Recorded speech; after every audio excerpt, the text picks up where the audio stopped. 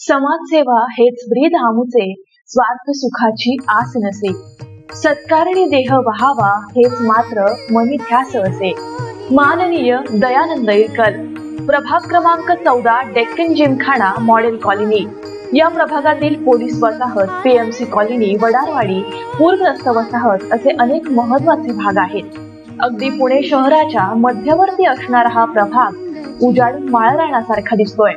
या प्रभागात गेली अनेक वर्ष सातत्याने काही गंभीर प्रश्न सामान्य नागरिकांना भेडसावतायत आणि हे प्रश्न सोडवण्यासाठी एकही लोकप्रतिनिधी आजपर्यंत समोरच आला नाही असं स्थानिक लोकांचं म्हणणं आहे. परंतु गेल्या अनेक वर्षापासून एक सामाजिक कार्यकर्ता वेगवेगळ्या माध्यमातून या लोकांच्या अडीअडचणींमध्ये धावून जातोय.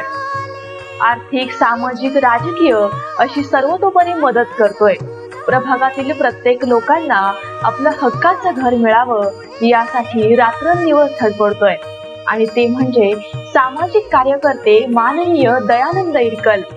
सर्वसामान्यांचे दयाभाऊ नावाप्रमाणेच प्रत्येकासाठी त्यांच्या मनात दया, प्रेम, आपुलकी, माणुसकी या सगळ्या गोष्टी आहेत. असे दयाभाऊ यांची विशेष मुलाखत.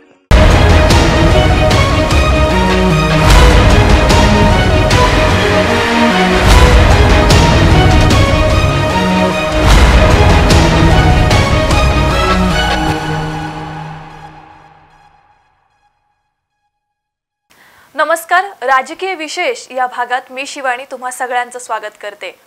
राजकीय विशेष या भागात आज आपल्यासोबत गप्पा मारण्यासाठी उपस्थित आहेत सामाजिक आणि राजकीय कार्यकर्ते माननीय दयानंद इरकल साहेब.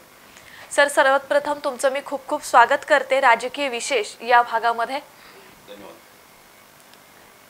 सर, आमच्या सगळ्याच प्रेक्षकांना उत्सुकता आहे ती जाणून घेण्याची, म्हणजे तुमचं बालपण कशा पद्धतीने गेलं? बालपण अगदीच प्रतिकूल परिस्थितीमध्ये, शालेय शिक्षण, त्यानंतरनं कॉलेजच्या जीवनामध्ये देखील कॉलेज शिकताना स्वावलंबी शिक्षण हेच आमचे प्रसिद्ध हे शिक्षण संस्थेच्या माध्यमातून शिक्षण घेतलं. मिळेल ते काम सुट्ट्यांमध्ये करत राहायचं आणि लहानपणापासून आईवडिलांचे संस्कार आणि स्वावलंबीची तेव्हापासूनची आवड, त्यातून त्या अगदीच प्रतिकूल अशा परिस्थितीमध्ये शिक्षण पूर्ण करतानाच व्यायामाची आवड, खेळाची आवड निर्माण झाली आणि एक चांगला खेळाडू म्हणून देखील झोपडपट्टीतल्या भागातला रहिवासी असून देखील मी अंडर-19 महाराष्ट्राच्या संघामध्ये, सिक्कीनाडूच्या संघामध्ये मी खेळाडू म्हणून सिलेक्ट झालो होतो. आणि त्यानंतर क्रिकेटचे ते दिवस थोडेसे वाईट वाटल्यामुळे मी इंडिव्हिज्युअल गेमवर जास्त भर दिला आणि मग त्या दरम्यान मी 88-89ला बॉडी बिल्डिंग ह्या क्षेत्रामध्ये उडी मारली. 2-1 वर्षामध्ये मी चांगली बॉडी तयार करून शिवाजीनगर गावठाण येथील शिवाजी व्यायाम मंडळ येथे प्रभाकरजी दुर्गे साहेबांच्या माध्यमातून व्यायामाला सुरुवात केली आणि 2 वर्षामध्ये मी 89-90ला पुणाश्रीचा किताब पटकवला. त्यानंतरनं मी 1991ला महाराष्ट्री 3rd झालो आणि त्यानंतर पोलीसची नोकरी त्या माध्यमातून मला मिळाली. सर, पोलीसची नोकरी तुम्ही करत होतात, मग त्यानंतर तुम्ही समाजकारणात येण्याचा निर्णय कसा काय घेतलात? झोपडपट्टी भागात राहत असल्यामुळे गरिबी काय असते ही लहानपणापासून माहिती आहे. त्याचे चटके मी आयुष्यात घेतलेत आणि मग सामाजिक कार्याचा पिंड हा तेव्हापासूनच माझ्या अंगी माझ्या वडिलांमुळे लागले. माझे वडील देखील त्या भागातले सामाजिक कार्यकर्ते होते. मग त्यांचा वारसा मी त्या ठिकाणी सामाजिक कार्यकर्ता म्हणून मी देखील घेतला आणि मग त्या भागामध्ये अनेक दुर्घटना घडायच्या. मग अशा वेळेस चांगल्यांची देखील पुढे येण्याचे दजावत नव्हते. मग त्यावेळेस मी स्वतः वडिलांचा तो वारसा घेतलाच होता. मग त्या गोरगरिबांच्या मदतीला जायचो. काही अपघात असतील, कुठं जाळून घेण्याचे प्रकार आहेत, कुठे आत्महत्येचे बरेच प्रकार त्याच झोपडपट्टी भागात घडतात आणि मग अशा वेळेस मी जाऊन त्या ठिकाणी त्यांना मदत करायचो. मग या माध्यमातून एक सामाजिक कार्यकर्ता मी तयार झालो. सर, सामाजिक कार्य करत असताना बऱ्याचदा आपलं वळण हे राजकारणाकडे जातं आणि तुमची घरात देखील तीच सुरू झाल्यानंतर राजकारणात येण्याचा तुम्ही निश्चय केला आणि त्याच्यानंतर मग राजकारणात आल्यानंतर त्या काळचा तो काळ कसा होता आणि त्यावेळीचं इलेक्शन कशा पद्धतीचं होतं? वास्तविक पाहता जेव्हा मी राजकारणामध्ये येण्याचं धाडस केलं, दरम्यानच्या काळामध्ये माझी बहीण त्या भागामध्ये नगरसेविका म्हणून निवडून आली होती. परंतु आपण स्वतः नगरसेवक असणं आणि बहीण किंवा घरातील महिला नगरसेवक असणं खूप फरक असतो. कामं करताना ह्या अडचणी प्रशासनाकडून ऐकून घ्याव्या लागल्या. मग एक निश्चय केला की आपण प्रगती करत असताना जेव्हा मागे वळून पाहिलं तर आपला जो गोरगरीब समाज आहे तो कुठेतरी खिचपत पडल्यानंतरनं यांची प्रगती कशी बनवून यांना कुठेतरी चांगले दिवस यावेत, त्यांचं लिव्हिंग स्टँडर्ड चेंज व्हावं, ही संकल्पना डोक्यात ठेवून मी पोलीसची नोकरीचा राजीनामा देऊन या राजकारणामध्ये उडी मारली. आणि आत्ताचं राजकारण पाहता पूर्वीचं राजकारण हे तत्वनिष्ठ होतं, आता तत्त्व राहिलेलीच नाही आहेत. कुणीही कुठल्या पक्षामध्ये उड्या मारतायत आणि जो कार्यकर्ता म्हणून आहे तो पूर्वीचा अगदी तत्वनिष्ठ असायचा. आम्ही देखील काम करता मी वयाच्या 10व्या वर्षी माझ्या हातामध्ये माझे राजकीय गुरु म्हणून माझे उपमहापौर रामदासजी पवार यांचा कार्यकर्ता म्हणून मी काम करायचो. आणि त्यावेळेस अगदी तत्वावर कामात आली. पण हल्लीच्या काळामध्ये पैशाचं ज्याप्रमाणे पैशाचा राजकारणामध्ये शिरकाव झाला आहे तेव्हापासून मात्र तत्वनिष्ठ कार्यकर्ते संपलेत आणि लोक देखील तत्वनिष्ठ संपलेत आणि पैशाला जास्त किंमत आल्यासारखं वाटतं. काय घर जळालं रांगाच्या कपड्याने आम्ही बाहेर होतो. दयाभाऊने आम्हाला खूप खूप मदत केली. थोडे दिवस इकडं शाळेमध्ये इकडं तिकडं, पण आमच्यासाठी खूप त्यांनी कष्ट केले, कष्ट घेतले आमच्यासाठी दयाभाऊने. घर जळाली होती ना तेव्हा म्हणजे अशी कंडिशन होती की कुणाच्या अंगावर कपडे सुद्धा म्हणजे आहे त्याच कपड्यावर बाहेर निघाले होते. का भांड का वाटी का ग्लास काही राहिलं नव्हतं. म्हणजे जसं स्मशानभूमीतले मैती कशा जळून खावं तसे इथले सर्व जळून गेलेलं होतं. आणि म्हणजे काय सगळ्या नगरसेवकांकडे सगळे लोक गेलते, इथले गल्लीतले लोक म्हणजे अपेक्षा करायला. कुणी तर काय पत्रे दिले, कुणी वाशे दिले, तुम्ही तुमचं बघा. आज जर दयाभाऊ होते म्हणून हे भिंतीची घरं तर उभं राहिलेलीच आहेत.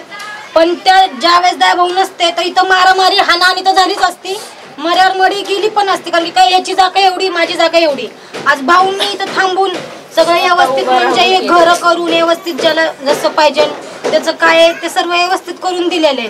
आणि कोण म्हणजे इथला नगरसेवक तर अजून पण कोणी येतच नाहीये इथं भटकत, कारण की का भाऊंनी केलंय म्हणून. फक्त काही इलेक्शन असेल तेव्हा सगळ्यांना आमची गल्ली दिसते, इतर वेळेस आमची गल्ली दिसतच नाही. भाऊ कायम असतात. भाऊ जेव्हा आम्ही बोलवून तेव्हा भाऊ इथं हजर असतात. रस्त्यात म्हणा कुठं म्हणा दयाभाऊ आम्हाला दिसले तरी बोलतात, आमच्याशी सर्व हे करतात. पण आता जे काही इथं सर्व उभं आहे ते फक्त भाऊंमुळे.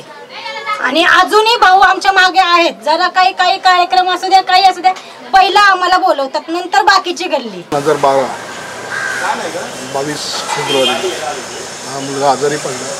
त्यावेळेस खरं ब्लड कॅन्सर डिटेक्ट झाल्यानंतर मी तर पूर्ण खचून गेलो होतो.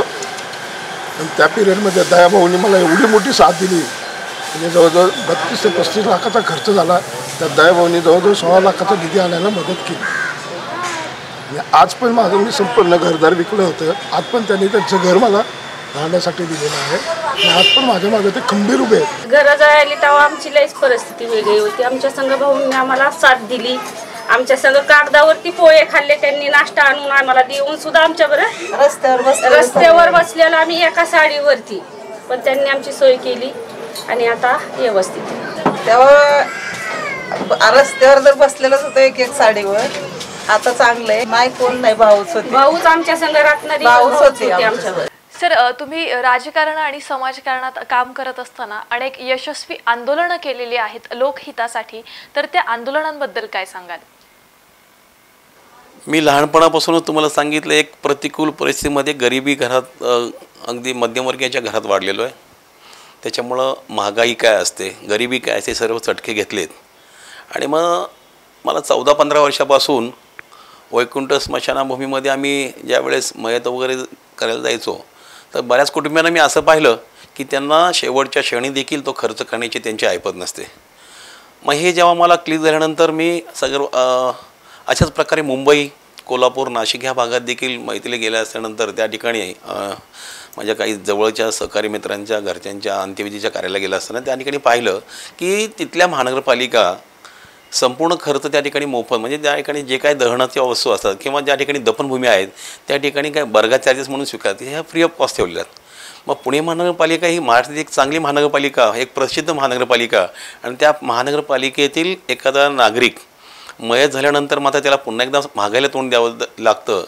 हे जेव्हा ऑब्झर्वेशन केल्यानंतर मी त्या ठिकाणी 6 महिन्यापूर्वी पुणे मनपासमोर एक आंदोलन केलं की वैकुंठातील हा जो खर्च आहे तो ह्या पुणे महानगरपालिकेच्या हद्दीतील रहिवाशाला मोफत करण्यात यावा.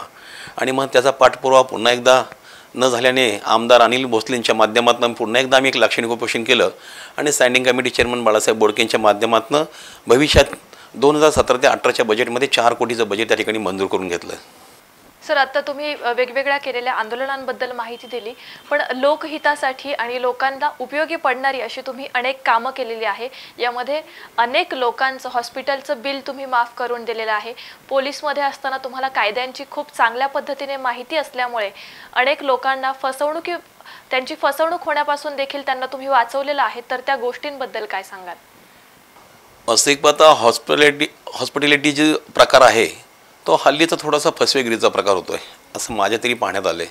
कारण गोरगरिबांना नक्कीच काय ट्रीटमेंट दिली जाते आहे याचं त्यांना काय सारासार कल्पना नसते आणि अगदी मनमानीप्रमाणे अगदी हॉस्पिटलवाले बिल लावतात आणि मग ह्या बिलाच्या वास्तविक पाहता त्यांच्या उत्पन्नाच्या माध्यमात पाहायला गेलं तर बिल खूप अवास्तव असतं, अवाढव्य असतं आणि मग ते भरताना मात्र त्यांची तिथं तारांबळ होते. मग अशा वेळेस ते बिल कमी करून घेण्यासाठी माझा नेहमीच प्रयत्न असतो आणि भविष्यामध्ये जर काही राजकारणाच्या माध्यमातून मला यश मिळालंच, मी नगरसेवक झालोच, तर माझा सर्वात पहिला प्रतिबंध असेल तो हॉस्पिटलच्या बिलिंग संदर्भातला, की जेणेकरून ह्या झोपडपट्टीतला जो रहिवासी असतो, मध्यमवर्गीय रहिवासी असतो, की ज्याला बिलिंग भरताना ज्या अडचणी निर्माण होतात त्याला आणखीन कसं काही बगल देता येईल, त्यांना तो प्रॉब्लेम सॉल्व्ह कसा करता येईल. कारण पुणे महानगरपालिकेच्या माध्यमातून 2 लाखापर्यंत त्या ठिकाणी मदत मिळते.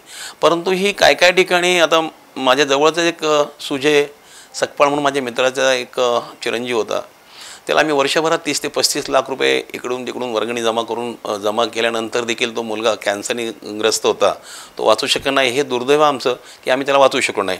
मग अशा वेळेस 30 ते 35 लाख खर्च हा सर्वसामान्य गरीब पेलू शकेल का? मग ह्या माध्यमातून एखादं कर्करोग हॉस्पिटल की जेणेकरून त्या ठिकाणी फ्री ऑफ कॉस्ट, मग त्यामध्ये सर्व क्वालिटीचे मग मध्यमवर्गीय असतील, उच्चवर्गीय असतील किंवा झोपडपट्टीला तळागाळातला कार्यक्रम असतो, ह्या सर्वांना मोफत ट्रीटमेंट या कॅन्सरच्या बाबतीत कसं मिळेल ह्यासाठी आमचा प्रयत्न राहील. देवदर्शनाला नेतात ते नाही नेलं तरी चालेल, फक्त हे आमच्या लाईनीकडे लक्ष द्या. इतकी अवस्था बेकार आहे, घरांची सुद्धा तर आहेच आहे, पण बाहेर सुद्धा परिसर इतका घाण आहे, मुलं खेळू सुद्धा शकत नाही. घोले रोडकडे गेलं तर ते म्हणतात आमच्याकडे कंप्लेंट नाहीये, साहेबाकडे गेले का म्हणते तुम्ही जा आम्ही येतो, पण कोणी बघायला येत नाही. म्हणजे आमच्या संरक्षणाला म्हणजे आमची हेच करत नाहीत कोण नाहीये आणि आमच्या लोकांनी त्यांची दक्षता घ्यायची आणि आमची कोण घेणार? लहान पोरं खेळतात करतात आमची दखल कोणी घेत नाही. आम्ही सगळीकडे जाऊन आलो तरी काय हे करत नाही. त्यांनी आमची दखल घ्यावी, नाहीतर आम्हाला कुठेतरी दुसरीकडे शिफ्ट करा. तिथं खेळायला जातात. हो का?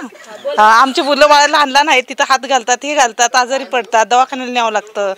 हे डेंग्यूचा संभव आहे याचा पाण्याचा, दुसरं काही नाही. हे काय जाऊन आलो आम्ही 2-3 ठिकाणी, आम्ही काही येतो म्हणतात, कोणच यायला तयार नाही. ते सगळेजण पुरुष माणसं ड्युटीला जातात, लेडीज घरी असते, मुलं शाळेत जातात. शाळेतनं सुटले की मुलांना खेळायला जागा नाहीये व्यवस्थित. खेळणार कुठं? खेळायला बाहेर निघाले तर इथं सगळं घाणच आहे. पाणी सगळं बॉल खेळतात, बॉल घाण पाणीच जातात.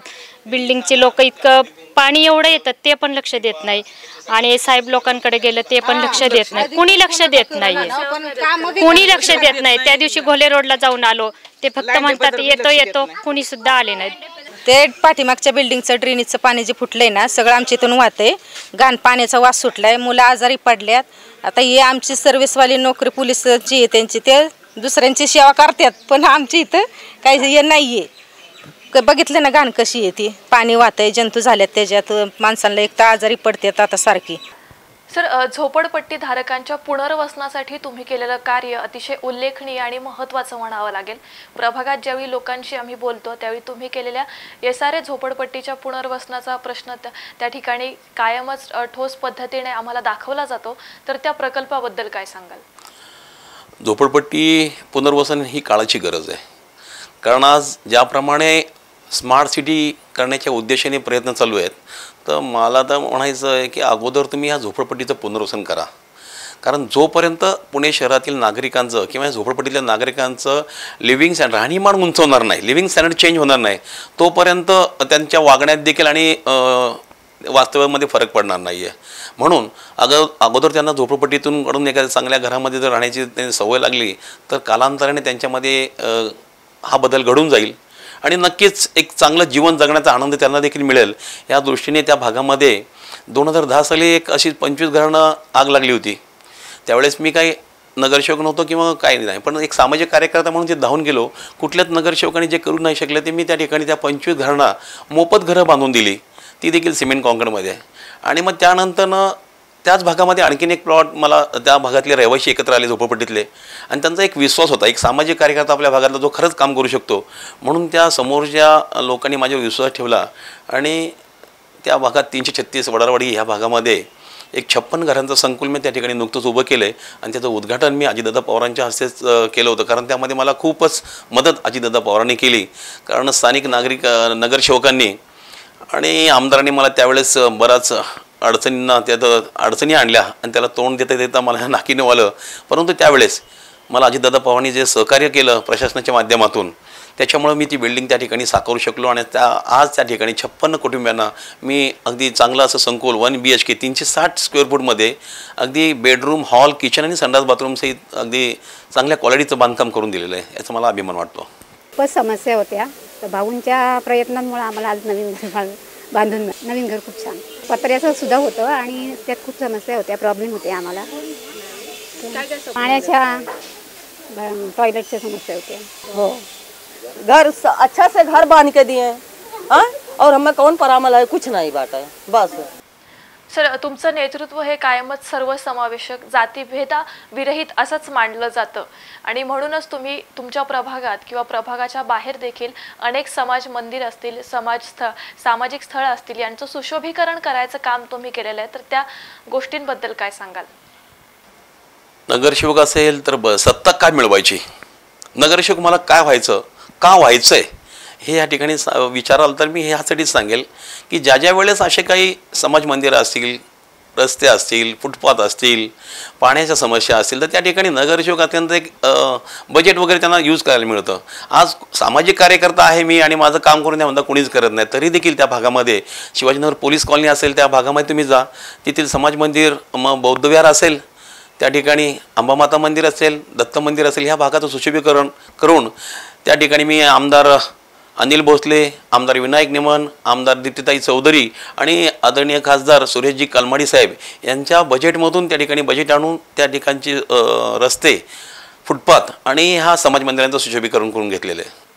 सर, तुमच्या प्रभागात पाहिलं तर पोलीस कॉलनी आणि PMC कॉलनी गेल्या 50 वर्षापासून त्या ठिकाणी बिल्डिंग्स उभ्या आहेत, पण त्यांची अवस्था अतिशय बिकट आहे. कोणत्याही क्षणी त्या ढासळून पडतील असंच वाटतं. तर मग या वसाहतींसाठी तुमचे काही ठोस पावलं 2017 मध्ये असणार आहेत का?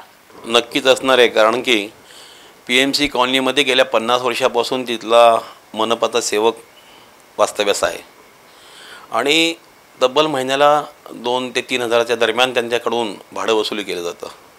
जर 50 वर्षाचा हिशोब केला असता तर आत्तापर्यंत ह्यांना ही मालकी हक्काची घरं देखील मनपाच्या माध्यमातून दिली गेली असती. आज झोपडपट्टीतल्या रहिवाशाला स्लम डेव्हलपमेंटच्या माध्यमातून, SRAच्या माध्यमातून तुम्ही मोफत घर देत आहे. मग हा पुणे महानगरपालिकेचा जो रहिवाशी आहे ह्याला का मिळू नये, म्हणून माझी भविष्यातली संकल्पना असणार आहे की आज जे 200 ते 250 स्क्वेअर फूटच्या घरामध्ये ते अगदी 1 RKमध्ये राहतात, आणि संडास बाथरूम त्यांची कॉमन आहे, म्हणजे शेजारच्या घराचं देखील एकच संडास आणि त्याच्या शेजारी देखील एकच संडास दोन्ही घरं यूज करतात. मग ही जी जुनी संकल्पना आहे ती कुठे ती चेंज करून या लोकांना 1 BHKचं 400 ते 500 स्क्वेअर फूटचं घर कसं घेऊन देता येईल यासाठी माझा प्रयत्न असेल. आणि तोच प्रयत्न माझा पोलीस कॉलनीचा देखील असेल, कारण पोलीस कॉलनीची देखील सेम कंडिशन आहे. आज एक PMC कॉलनीमध्ये आणखीन एक कॉमन संडास शौचालयाचा वापर केला जातो. मग ह्या पोलिसांनी दिवसभराच्या रात्रभरीच्या ड्युटीतनं 12-12 तास नोकऱ्या करून यायच्या, कधी कधी बंदोबस्त लागला त्या बांधवांना देखील त्या ठिकाणी एवढं त्रासाला सहन करावं लागतं. आणि मग आराम करण्यासाठी जो बेड आहे तो बेडरूम मात्र या ठिकाणी उपलब्ध नाही आहे. मग जेणेकरून भविष्यामध्ये हा शिवाजीनगर एक मध्यवर्ती पुणे शहराचा गाभा आहे. मग ह्या भागातील रहिवाशांना कुठंतरी या दगदगी जीवनापासून थोडंसं रिलॅक्स मिळावं. पोलीस बांधवांचा जो बंदोबस्त ताणतणाव असतो, पुणे मनपा कर्मचाऱ्याचा जो ताणतणाव सकाळी उठून कामाला जातात ह्यांच्यावर देखील ताणतणाव असतो, मग ह्यांना आराम हा प्रकार मिळत नाही आहे. मग त्यासाठी 1 BHKचं त्यांना फ्लॅट कसा घेऊन देता येईल, आणि नुसताच फ्लॅट तो भाड्याने न देता तो फ्युचरमध्ये त्यांचा स्वतःचा कसा मालकी हक्काचा कसा करून देता येईल यासाठी माझा प्रयत्न राहील. अशी इच्छा आहे की बरेच वर्ष एवढे येऊन गेले पण कुणीही काय केलेलं नाही आहे. आणि आमची अशी इच्छा आहे की कमीत कमी 4 रूम नसले तर 3 रूम 550 स्क्वेअर फुटाचे पाहिजे, बरोबर. आणि परिवार मोठा झालेला आहे आमचा, आणि ह्याच्या अगोदर पण कुणीच काय करू शकलेलं नाही. आणि अशी इच्छा आहे आमची की नावावर करून स्वतःचं नावावर मालकी हक्काचे करून असे 3 रूम बांधून भेटले पाहिजे. दयानंद भाऊ इरकल आमची हेच अपेक्षा आहे. जरी तुम्ही आता आले ना समजा तर आमची जी इच्छा आहे महिलांची ती पूर्ण केली पाहिजे. 60 पूर्ण झाले, 5वी पिढी आहे आमची. 60 वर्ष झालं 5वी पिढी आहे. पण आम्हाला मालकी हक्काची घरं आणि आम्हाला 3 म्हणजे एक संडास बाथरूम सेपरेट आणि 2 हॉल किचन गॅलरी हे सगळं पाहिजे. आणि जी काय बाहेर जे आता सध्याला आमच्या ह्याच्या मागं झाडं वाढल्यात संडासाच्या मोरीच्या मागं ती काढून मिळावा. आम्हाला पक्की गॅरंटी आहे भाऊची की आमच्यावर चांगलं लक्ष ठेवतं आणि आम्हाला प्रत्येक टायमाला संकटात निघणं वाचवलेलं आहे. सर, तुमच्या प्रभागात पूरग्रस्त वसाहतींच्या पुनर्वसनाचा प्रश्न देखील तितकाच गंभीर पद्धतीचा आहे, तर या प्रश्नावर तुमचा काही तोडगा काढण्याचा निर्णय आहे का? नक्कीच मला त्यासाठी खूपच प्रयत्न करण्याची गरज आहे. कारण आज सुरुवातीचा जो गाळा पाहायला पूरग्रस्तांचा तो 200 ते 250 याच्या दरम्यानचा होता 2 स्क्वेअर फूटचा. आणि आज कुटुंब वाढल्यामुळं ते एकावर एक मजले वाढवत आहेत. जे काही त्यांनी बेकायदेशीर देखील बांधकाम करून घेतलं असेल किंवा ज्याप्रमाणे जागा मिळेल त्याप्रमाणे त्यांनी आपलं कुटुंब वाढल्यामुळं घरं वाढवलीत, तर भविष्यामध्ये शासनाने ह्याच्यावर बेकायदेशीर बांधकाम म्हणून त्याच्यावर कारवाई करू नये आणि त्यांनी जे बांधकाम केलं किंवा त्यांच्या आवाक्यातील जी जागा त्यांनी आता त्या ठिकाणी बांधून घेतली असेल तर ती लिगल करून द्यावी, यासाठीच माझा प्रयत्न चालू असणार आहे. माननीय दयाभाऊ इरकल यांनी या घराच्या संदर्भामध्ये जे मध्यस्थीपणा घेतलेला आहे हे आम्हाला 1961 साली पूरग्रस्ताच्या खोल्या मिळाल्या होत्या. आता त्या टायमाला एक छोटं होतं घर, ते कुटुंब वाढल्यामुळं आता आजूबाजूला काय थोडा शिल्लक जागा होता त्याच्यावर गदा आणलेली आहे.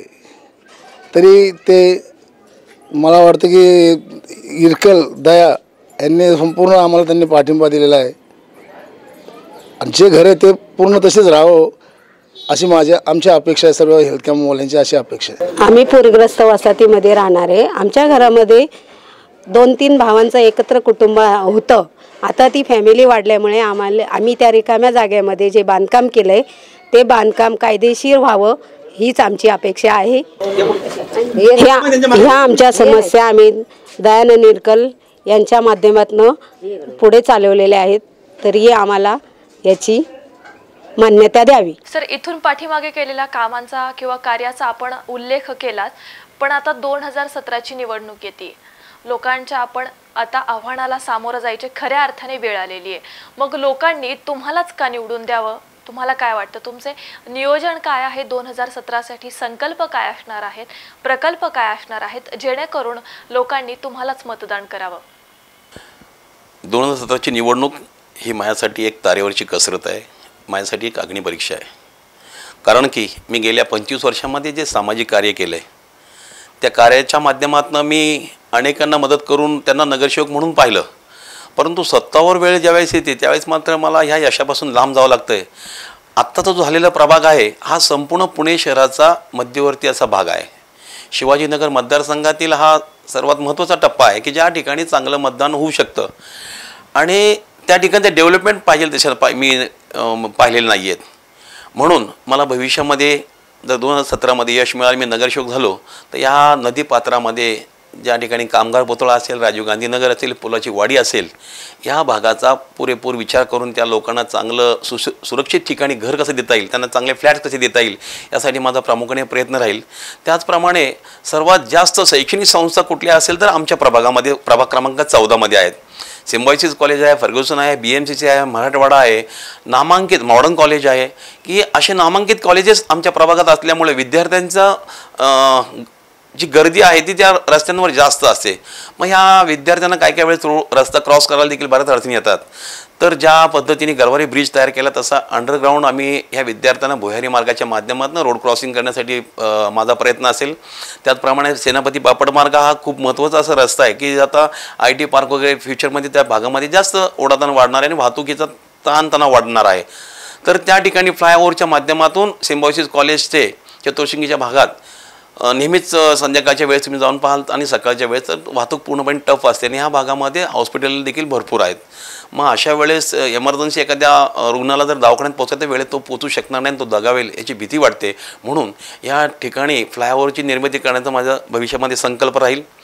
त्याचप्रमाणे ज्या ज्या ठिकाणी ह्या स्लम आहे त्या ठिकाणी त्यांचं डेव्हलपमेंट करून त्यांचं राहणीमान उंचावण्याचा माझा प्रयत्न राहील. आणि खेळाडूंसाठी माझा महत्त्वाचा विषय आहे, मी एक स्वतः खेळाडू असल्यामुळे मुलांना हल्ली ग्राउंड मिळत नाही आहे खेळायला. त्यासाठी मॅक्झिमम ह्या मुलांना चांगलं एखादं स्टेडियम किंवा ग्राउंड उपलब्ध करून त्या मुलांच्या सदृढीकडे माझं लक्ष राहील. 2017 मध्ये तुम्ही करत असणाऱ्या कामांना नक्कीच यश मिळो आणि लोक तुमच्या पाठीमागे खंबीरपणे उभे राहोत अशीच अपेक्षा करूयात. आणि सर, तुम्ही आल्याबद्दल इतकी महत्त्वपूर्ण माहिती प्रेक्षकांसोबत शेअर केल्याबद्दल तुमचे पुणे प्लस कडून खूप खूप आभार. आजपर्यंत केलेली विविध कामे, विविध समाजांचे वधूवर मेळाव्यांचे आयोजन, वडारवाडी भागातील जळालेल्या 25 घरांचे पुनर्वसन, रक्तदान शिबिरांचे आयोजन, गेली 5 वर्ष सातत्याने देवदासी भगिनींच्या हस्ते रक्षाबंधनाचा कार्यक्रम, PMTच्या वतीने शववाहिनीचे भाडेवाढ रद्द करण्यासाठी यशस्वी आंदोलन, सर्व धर्मीयांच्या स्मशानातील अंत्यविधीचा खर्च मनपाने मोफत करावा यासाठी यशस्वी उपोषण, आमदार निधीतून रस्ते व अनियमित पाणी पुरवठ्यासाठी यशस्वी पाठपुरावा, वडारवाडी भागातील झोपडपट्टी वासियांचे राहणीमान उंचावण्यासाठी 58 घरांचा संकुल, महिला सक्षमीकरणेसाठी महिला बचत गटांची व मंडळांची स्थापना. दयाभाऊंच्या पुढील सामाजिक कार्यास हार्दिक शुभेच्छा.